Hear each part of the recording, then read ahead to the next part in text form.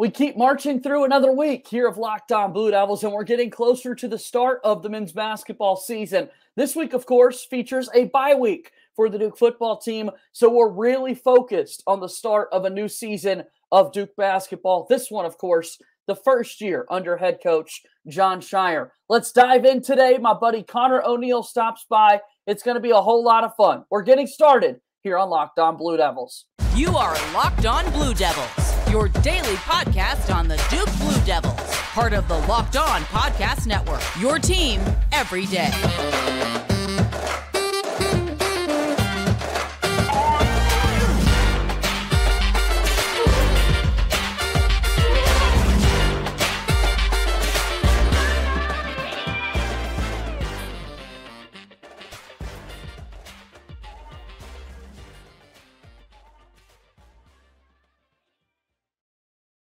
Hello, everybody, and welcome into another episode of the Locked On Blue Devils podcast. It's so great to have you here with us today on the show. My name is JJ Jackson, proud to be your host of Locked On Blue Devils, a daily podcast talking about everything going on in the life of Duke athletics. Today's episode is brought to you by BetOnline.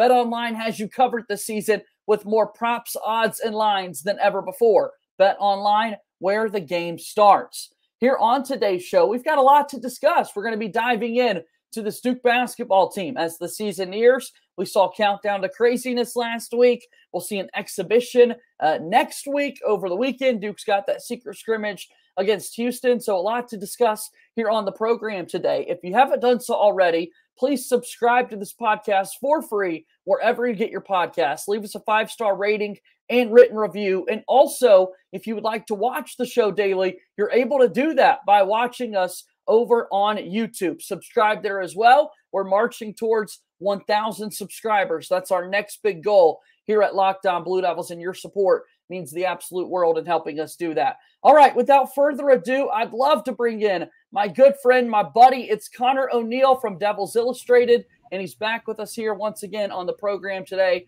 to talk everything going on in the life of Duke. Conor, how are you, buddy? Doing well. Got my dog Bo here. I think he's your biggest fan, JJ. Wants to talk to you. He wants to come up and see what we got going on.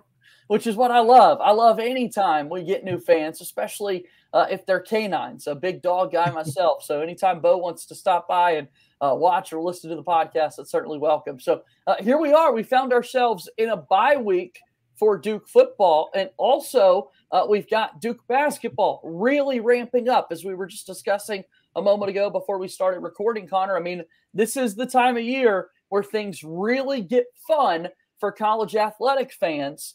It's a little bit more work for you and I, but nonetheless, I would much rather have all these results to talk about than all the summertime spent with speculation. Yeah, that's a good point. It's always good, like in this time of year, to remind yourself, well, this is better than like May and June and July, when you're basically just dealing with, oh, I think our football team is going to go undefeated because we have X, Y, and Z, and nobody else in the country has anything going for them. So, yeah, I mean, this is the excitement. I like that you call it a secret scrimmage. It's like everybody knows about this scrimmage against Houston, Duke flying out. I imagine they're leaving Friday to get there for a Saturday scrimmage. So, info will start trickling out about that on Saturday, and we'll know a lot more about Duke than we will off of Countdown to Craziness. Probably know more about him off the scrimmage than we will off the exhibition against Fayetteville State. But we actually got to see Duke. Like we got to see this stuff in person. Yeah. So let's get the countdown in just a second. I want to talk about this secret scrimmage, so to speak, against Houston.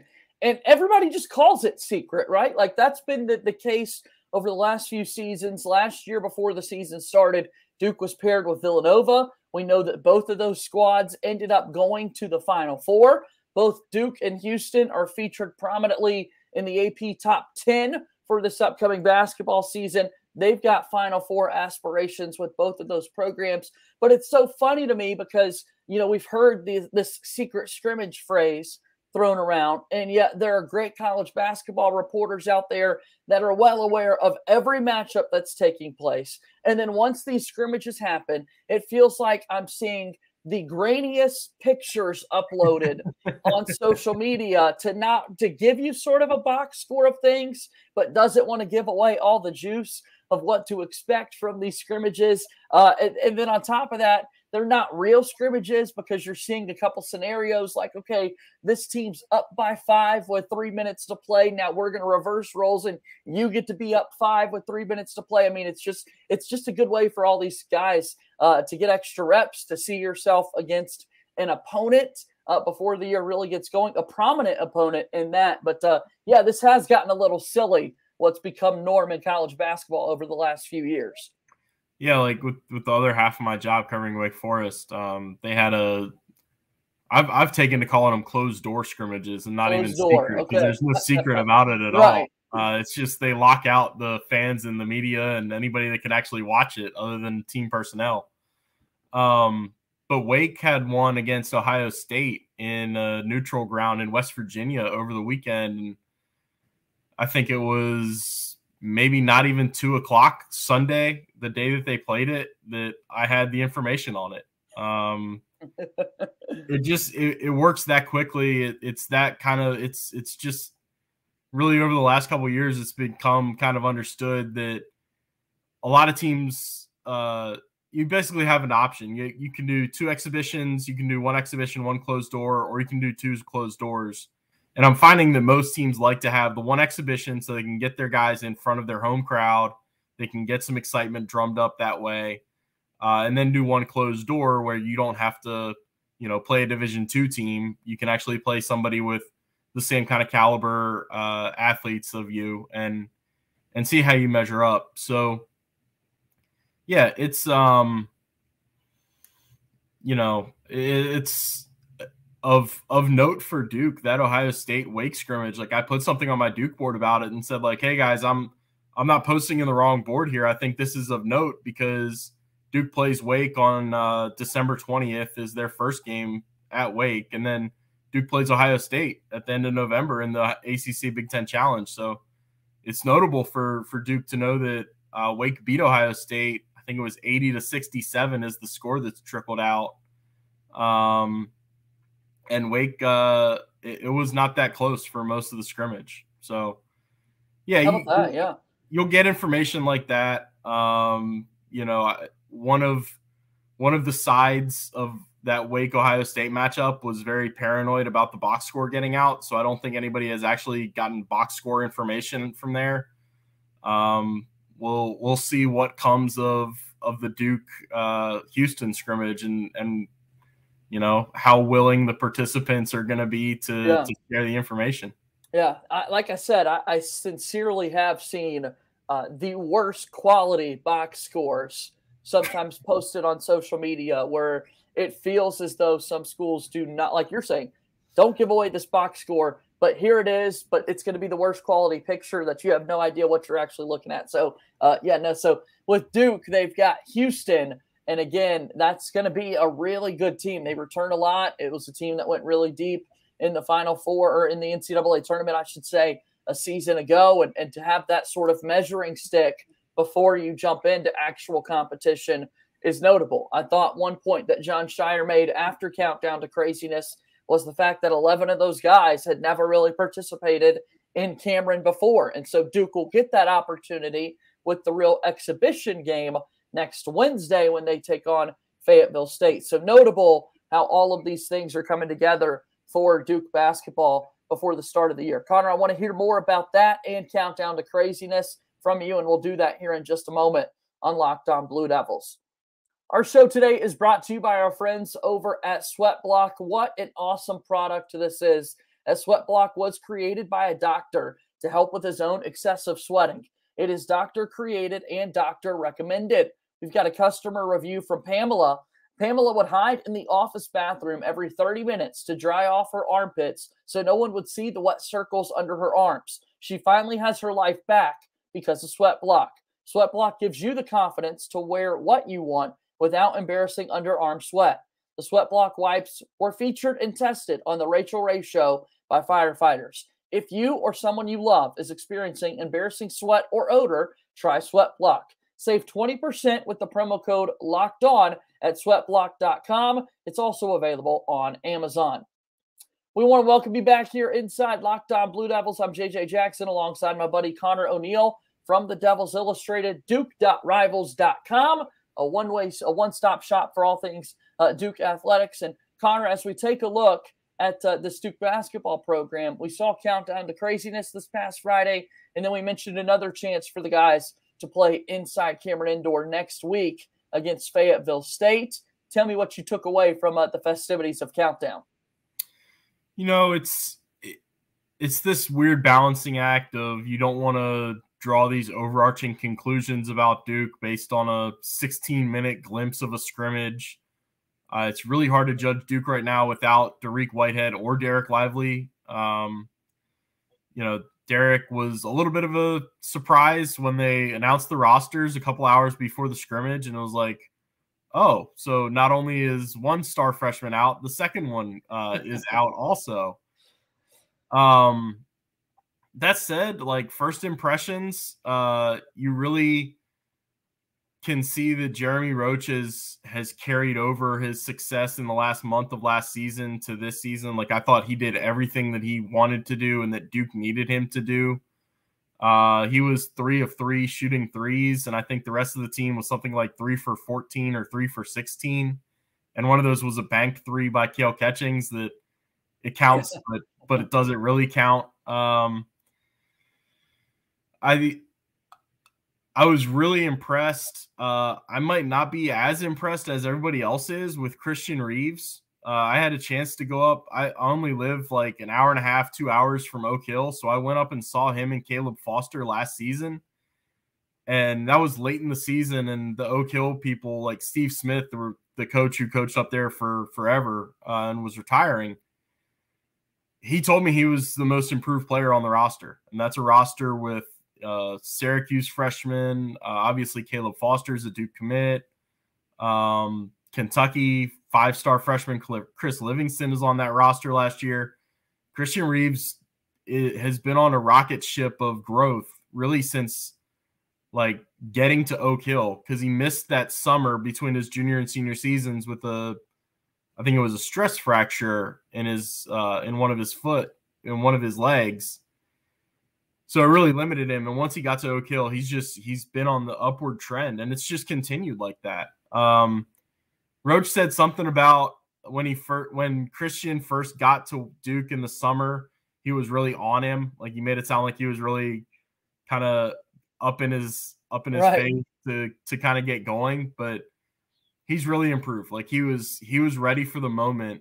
And what's not to love about a 7'1" guy that can block a shot and go run the floor and get a rim run alley-oop dunk? Yeah, that's the biggest thing. I'm glad you mentioned that part, because he has been on an upward trend throughout his high school career and now with Duke. And there's been rumors out there or word about possibly redshirting this season. And now is that going to be up in the air because of this one Countdown to Craziness performance that he had? But not only is it an upward trend in his play, it's an upward trend in the man's body, his size. Like you said, 7'1", like, that's pretty good. And that's something that I would imagine you've got to learn to work with as you grow throughout your life and step back on the basketball floor. And boy, did he. 4 for 4 from the floor, 3 for 3 from the free throw line, 11 points, 5 rebounds, and 3 block shots. I mean, it was really cool to see Christian Reeves come into his own at Countdown.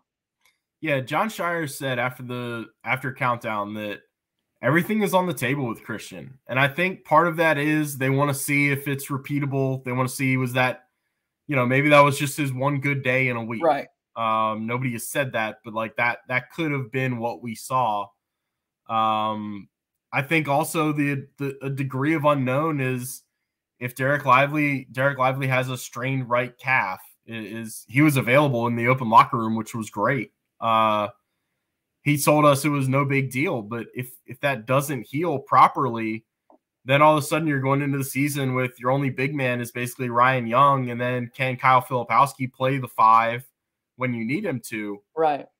If you have Christian Reeves, are you really gonna handcuff yourself and not play him if he can help you win games now? Is basically the the thought process there that John Shire has. It's a good problem to have.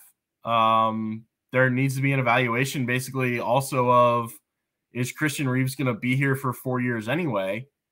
Or is he going to be here for 2 or 3 years? And would we only be handcuffing ourselves if we don't play him this year and cost ourselves games, like cost ourselves wins by not giving ourselves every advantage possible with this guy that's on our roster and has been practicing with us?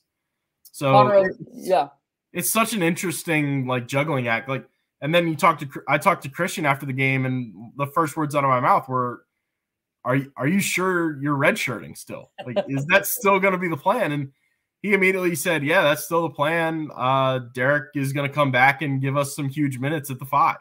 So we will see. We will see, because Duke fans, I would remind you of redshirt plans in Durham. They can always change on the fly. A few seasons ago with Joey Baker, getting that pulled from him late in the year when he stepped out on the floor and was able to contribute. I know we've got the 4 games rule in college football that gets way more of a conversation than basketball redshirting ever does. So that is going to be something that's really interesting to follow as the season nears, as we jump into it and that sort of thing. Conor ONeal is here with us on today's episode of Locked On Blue Devils. He is a publisher at Devils Illustrated. Make sure you check out their work. Again, devilsillustrated.com, duke.rivals.com. Make sure you go check out all their amazing work. So talking specifically about this Duke team after countdown, or excuse me, right before countdown happens, we've also got the ACC tip-off event that takes place in Charlotte, North Carolina.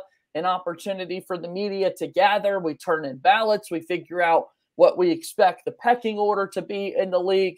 And then I mentioned with the Houston closed door scrimmage, I'll start using your line of terminology there, Conor, that Duke is number 7 in the AP poll. Houston is number 3. So we've now got this level of a sort of a barometer of where we expect Duke to be going into the year. Tell me a little bit, and if the listeners aren't aware, catch them up to speed on the consensus of what people expect out of the Duke team going into the season after all these votes have been turned in.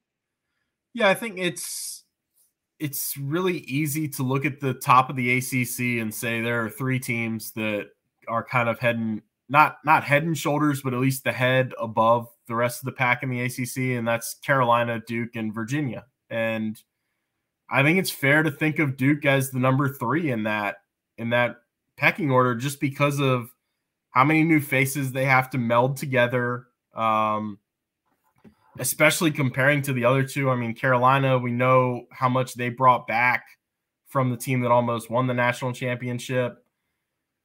And Virginia brings back more. Virginia returns their top 6 scorers from last year, I think.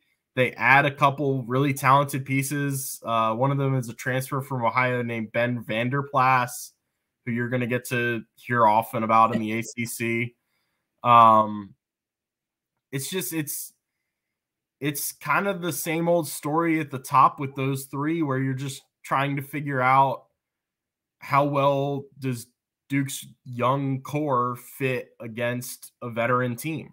And in this case, it's 2 veteran teams. I had Duke pick 3rd. I think Virginia, I was really close to picking Virginia to win the league.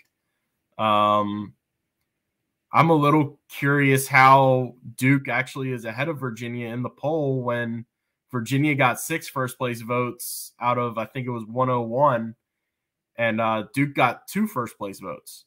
And yet Duke was 2nd, Virginia 3rd. So that's kind of nitpicking. And I also think, this is not going to be a season where we're in January and people like Jeff Goodman are saying it's a 1-bid league and everybody's kicking the ACC like the redheaded stepchild. I've got to think that Miami will get a lot more respect than they got last year. That was a really good team that just everybody was convinced they were terrible because of a couple early season losses. Florida State, I imagine, is going to have a little better injury luck than last season when they got things rolling, and then all of a sudden, they beat Duke and then the wheels fell off because they lost half of their rotation.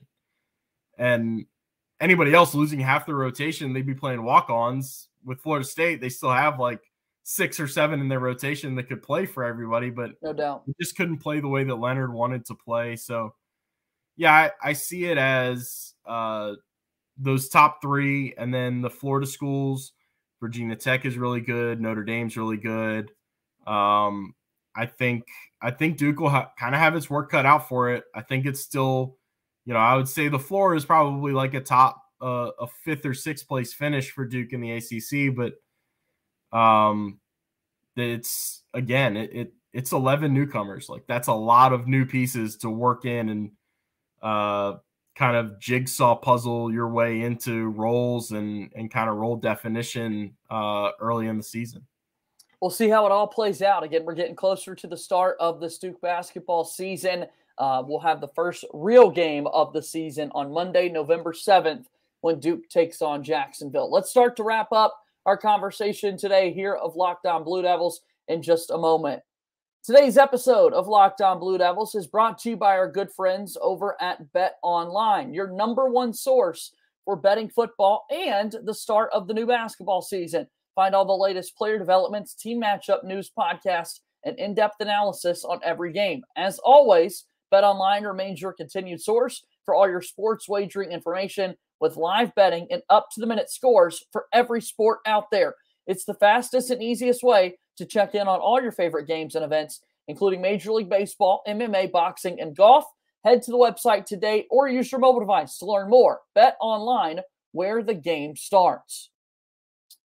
Moving forward here on today's episode of Locked On Blue Devils as we get set to wind down, I'm JJ Jackson alongside Conor ONeal from Devils Illustrated. And Conor, as we take a look at what's to come for Duke, I mentioned the fact that they've got a couple of the exhibition game against Fayetteville State. They've got the first game of the year against Jacksonville on the basketball side of things. But football also enters a bye week with the 5-3 record. They're coming off their largest victory over Miami in program history. And 4 games left, 1 win shy now of bowl eligibility. I mean, it's pretty good vibes right now, I would imagine, for that Duke football squad. It's awesome.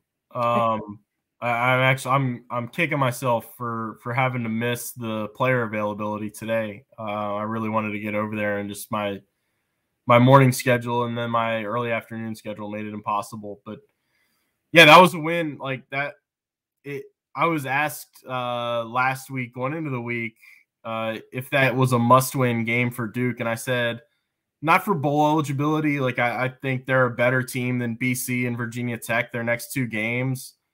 But in terms of if you want to keep alive your outside chances of winning the Coastal, like that's still in play now.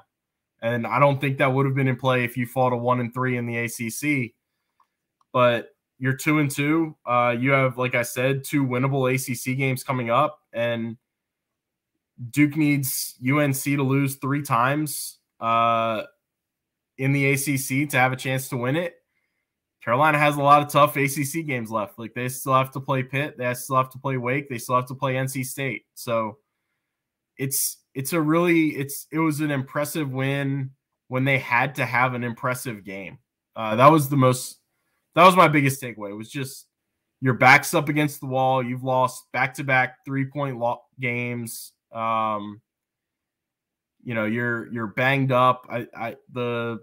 The stat that kind of jumped out to me, or like the little tidbit, was there are 2 teams in the ACC that went 8 straight games without an off week, and it was Duke and Clemson.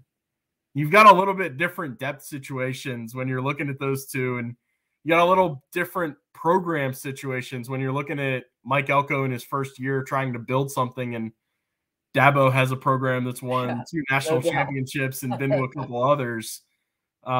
It's just, I had a feeling I kind of wasn't going to be surprised no matter what the result was at Miami, but there was part of me that was leaning toward, man, they might just be limping home to the finish here. They might just want to get to the off week and then reevaluate things for November.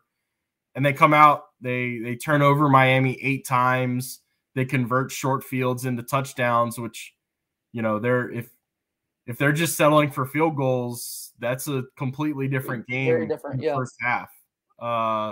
It's easy to say that when you win by 24 that, those conversions into touchdowns didn't matter, but both both Riley Leonard touchdown runs in the first half were on 3rd and goal and from the 5 and the 9. I mean, that's just gutty football.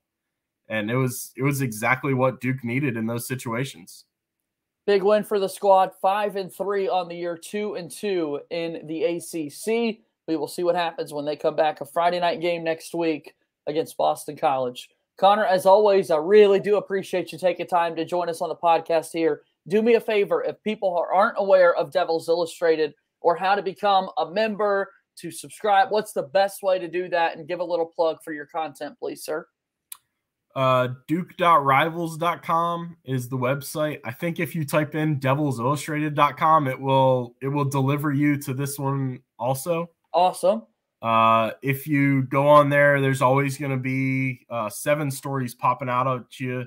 If you click on one that has that R next to my name on the author tag, that'll be a subscriber only story. And if you're not already a subscriber, it'll give you a chance to subscribe, and I would really appreciate the support there. Make sure you do it. Help out Conor. He's always great with his time. So, buddy, thank you once again for joining me on the podcast. It's always a pleasure to talk with you. Thanks, JJ. I really appreciate it. That's my pal Conor ONeal joining us here today on Locked On Blue Devils. And that wraps up another great day, another great conversation. He made me more excited about this basketball season. I can't wait to see what they're going to be able to do once the season gets off and rolling. Again, make sure you subscribe to our YouTube channel, Locked On Blue Devils. Also subscribe to our podcast feed wherever you get your podcasts. Tons of awesome stuff coming here your way at Locked On Blue Devils. That's going to do it for another episode of Locked On Blue Devils. As always, go Duke. I'll talk to you tomorrow. My name is JJ Jackson. Thank you and good day.